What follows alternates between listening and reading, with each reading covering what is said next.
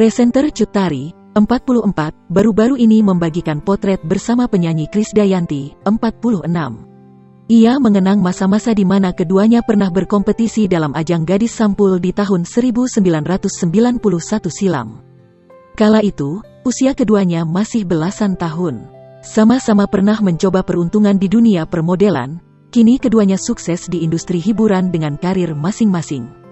Dulu kita berdua dipertemukan waktu kita ikutan Gadis Sampul 91, dan sekarang kita berdua udah jadi seorang ibu.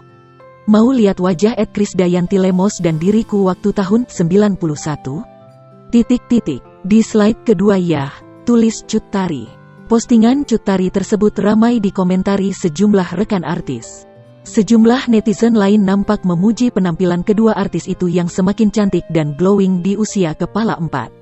Di usia 46 tahun, Krisdayanti masih eksis sebagai penyanyi di tengah kesibukannya sebagai anggota DPR RI. Mantan istri Anang Hermansyah ini diketahui rutin berolahraga wushu untuk menjaga penampilan dan staminanya.